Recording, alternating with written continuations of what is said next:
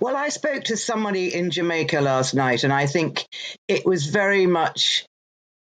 I think it has been a little exaggerated, but I think it is quite the case because I think what maybe what the palace hadn't taken into sort of view was that things have changed there in the last 2 years since the pandemic and since the Black Lives Matter movement, and there's a really big underswell of people that really don't want to have anything to do with the Queen as head of state. It's not an insult to the Queen.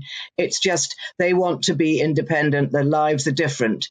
And it's nothing to do with the Queen. It's all to do with the government. She doesn't say, I want to be head of state. It's the government that say this, and the government of Jamaica. So I think William was rather caught in this whirlwind. And I think he handled it very, very well. Agree with you, Ingrid. And there were significant comments from William last night, weren't there, about the future of the Commonwealth and who will lead it? Yes, he gave an extremely good speech, obviously written for him, perhaps by the Queen's press secretary, perhaps by the government. But also his enthusiasm was there, and he's saying, I don't have to be head of the Commonwealth. It's not up to me. We just want to be there to help and keep the Commonwealth together. It doesn't have to. He didn't say these words, but what he meant was it does not have to have a royal head. It's just something that they will always look after because the Commonwealth was something the Queen cared about so much. And this is her Jubilee year.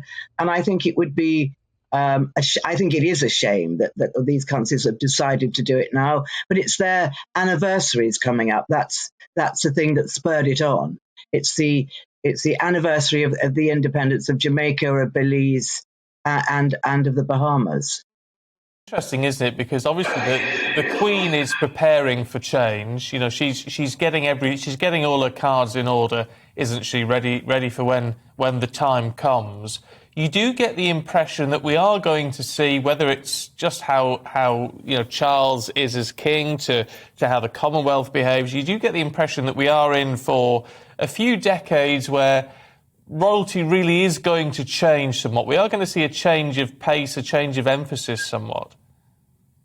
I quite agree. I think the way this tour is being conducted, we won't see the like of it again.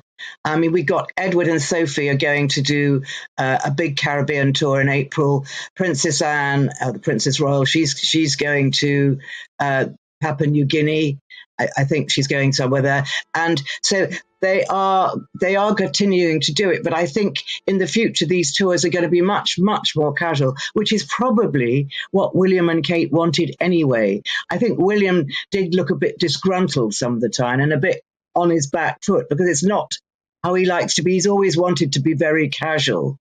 So I think he was, doing a few things that perhaps he didn't want to do, but, felt that it was his duty to do so.